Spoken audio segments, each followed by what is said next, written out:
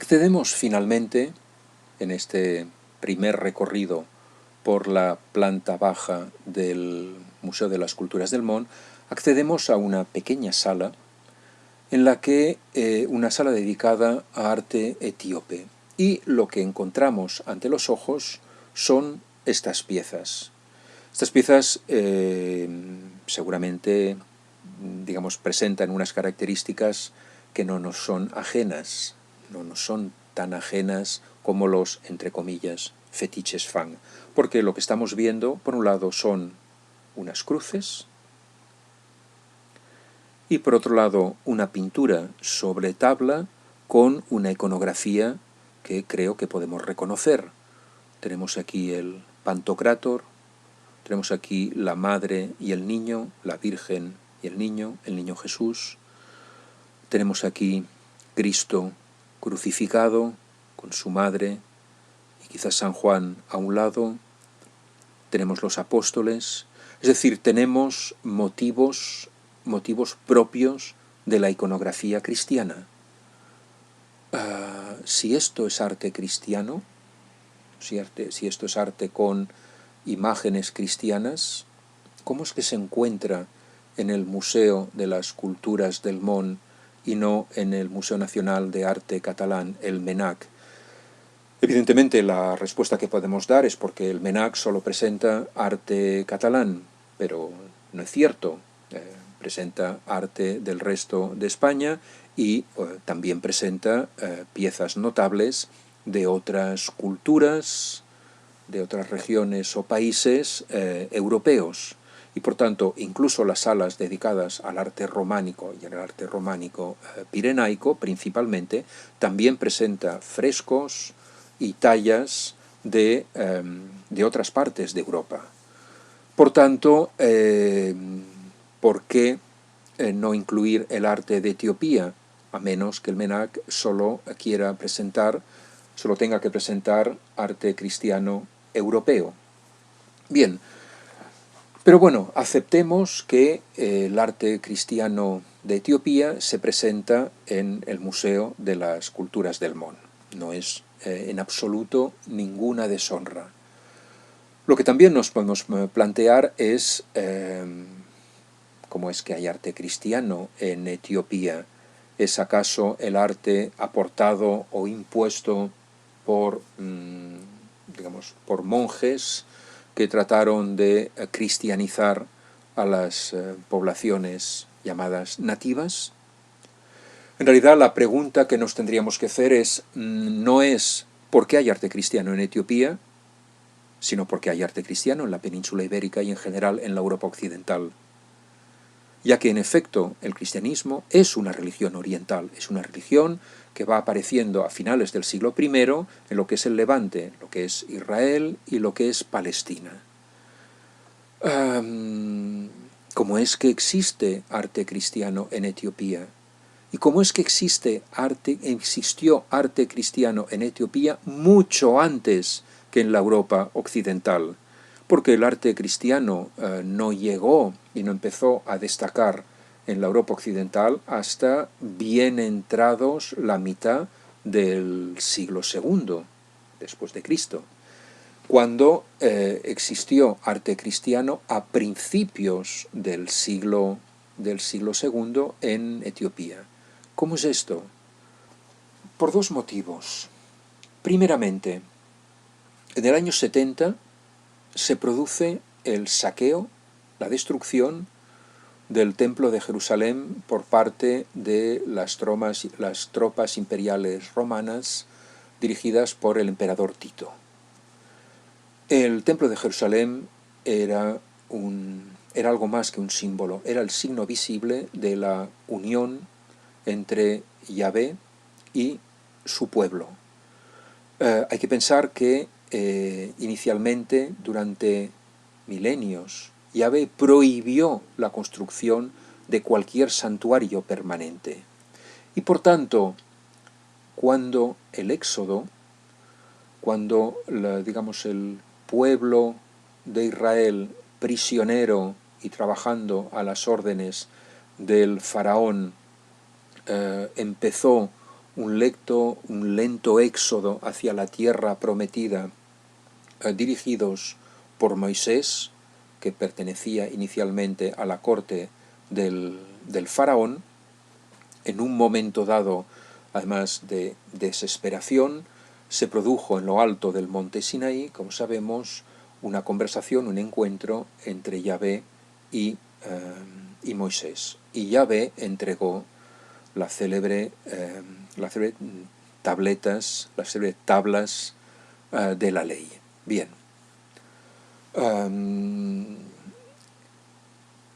Yahvé prohibía la construcción de cualquier santuario permanente que le estuviera dedicado, pero sí autorizaba la posesión y el transporte de toda una serie de objetos litúrgicos que simbolizaban y que mostraban la presencia de Yahvé en el seno del pueblo elegido. Y estos objetos, entre los cuales se encontraban evidentemente las tablas de la ley y un candelabro de 7 brazos, todos estos objetos se guardaban y se transportaban durante el éxodo de 30 años, preciso que el éxodo en realidad nunca se produjo. Es una imagen mitológica que alude, digamos, al largo proceso por la preparación del pueblo de Israel antes de poder instalarse en la tierra prometida. Es como una prueba que, digamos, obliga a recorrer el mundo de los muertos, que es el desierto, para renacer a una nueva vida, la verdadera vida en la tierra prometida. Por tanto, el Éxodo es un símbolo. Y, evidentemente, el Arca de la Alianza nunca existió. Pero bueno, dicho esto, los mitos cuentan una verdad que no tiene por qué ser la verdad histórica o la verdad prosaica, sino que cuentan una verdad mediante un lenguaje simbólico o imaginativo, y por tanto lo que Yahvé permitía era precisamente la existencia, la posesión y el transporte de la llamada Arca de la Alianza.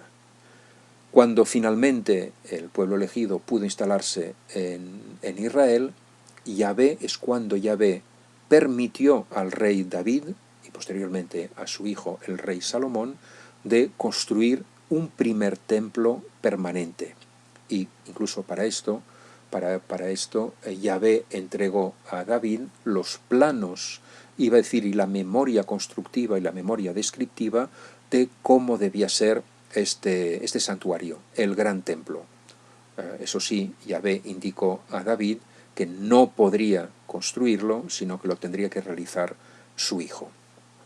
Se debate sobre la existencia histórica de David y de Salomón. Se tiende a pensar que estos reyes nunca existieron y que por tanto el famoso templo de Salomón, el templo de Jerusalén, el primer templo en realidad nunca existió, y que en realidad el primer templo se construyó a partir del siglo VI antes de Cristo. Bien, lo cierto es que ya sea en el primer templo o en el segundo, se depositaron toda una serie de objetos propios de la liturgia, entre ellos la legendaria o mítica Arca de la Alianza. Bien, cuando la invasión babilónica, cuando Babilonia invadió y tomó posesión de Jerusalén, unos sacerdotes habrían sacado del templo toda una serie de objetos litúrgicamente valiosos, entre ellos el arca, y la habrían escondido en unas tierras lejanas. ¿Dónde? La leyenda cuenta que el rey Salomón se enamoró eperdidamente de la reina de Saba. ¿De dónde era la reina de Saba? Unos dicen que del Yemen, otros dicen que de Etiopía.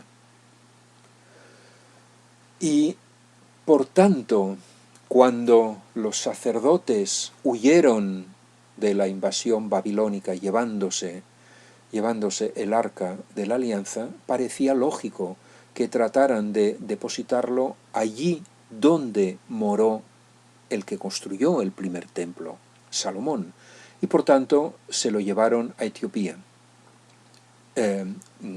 Y es una leyenda o una creencia que sigue viva todavía. Por tanto, cuando en el año 70 después de Cristo los romanos destruyeron ya el templo histórico, el templo que construyó Herodes, este templo descomunal de la que solo se conserva el basamento, que constituye el actual muro de las Lamentaciones. Cuando el templo, por tanto, fue enteramente destruido, evidentemente se rompió la alianza y los símbolos que manifestaban dicha alianza entre el pueblo elegido y Yahvé. Tenemos también que pensar que a todo lo largo del siglo I existían en Israel toda clase de sectas judías que en ocasiones matizaban, corregían o entraban incluso en conflicto con, digamos, la ortodoxia, la ortodoxia que representaba el templo de Jerusalén. Todas estas sectas eran sectas judías, creían en el mismo Dios que, digamos, que la ortodoxia. Discutían problemas menores de teología, pero eran sectas judías. Y al mismo tiempo iba recorriendo Israel en el siglo I toda una serie de profetas que anunciaban el final de los tiempos y así como la llegada de un Mesías. Entre estos profetas se encontraba evidentemente Jesús. Jesús, que era un judío, que intentaba reformar o corregir algunos aspectos de la ortodoxia, pero era un fiel judío y adscrito al templo de Jerusalén.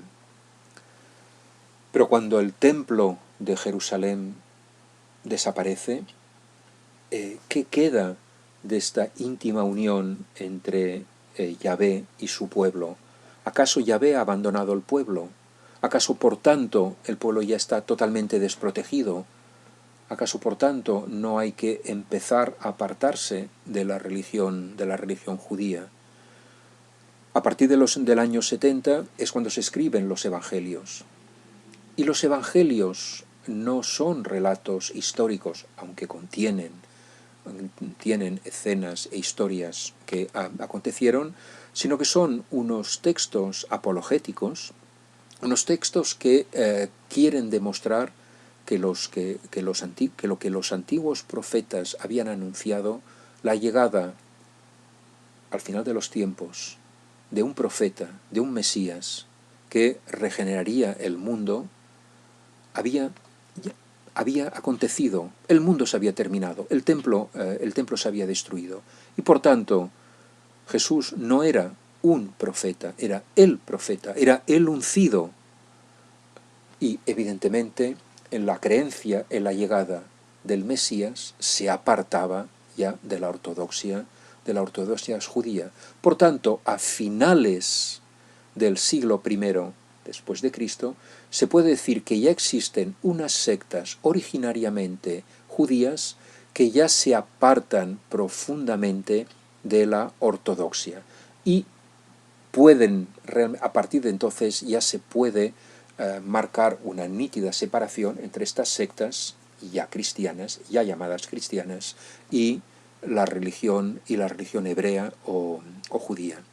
Evidentemente, estas sectas ya tan apartadas de la ortodoxia, no podían quedarse en Israel y emigraron para crear pequeñas comunidades, unas hacia Siria, hacia el desierto siro-arábigo. Siria es uno de los dos países donde se instalaron las primeras comunidades cristianas mucho antes que en Italia, mucho antes que en Roma y desde luego mucho antes que en la península ibérica, y el otro país fue Etiopía.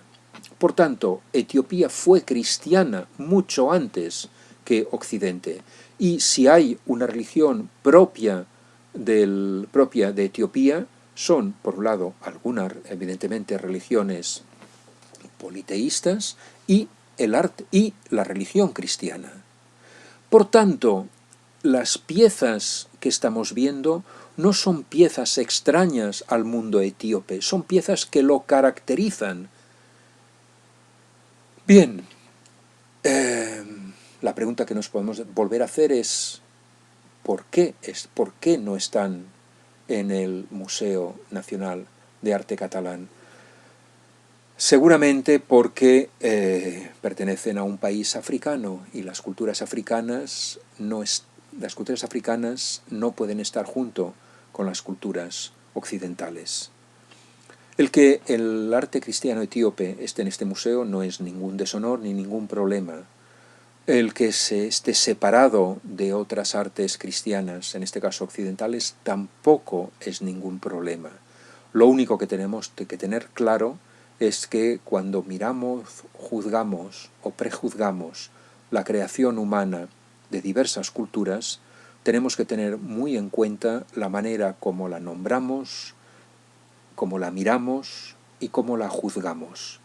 Si aceptamos, por tanto, que nuestra mirada es una mirada intencionada, es una mirada que prejuzga, que está marcada por modelos culturales, por prejuicios culturales, si asumimos y si somos conscientes de estos marcajes, de estos modelos, de estas limitaciones, podremos apreciar perfectamente las distintas muestras de creaciones humanas que se encuentran en el Museo de las Culturas del Món.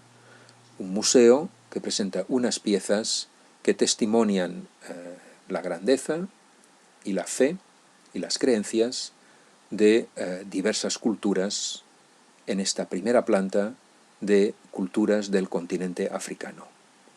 Bien, seguiremos la visita un próximo día, una visita que deberá acabar de recorrer esta planta baja y ascender dos otras plantas en las que también van apareciendo muestras de creaciones humanas de culturas no occidentales, evidentemente.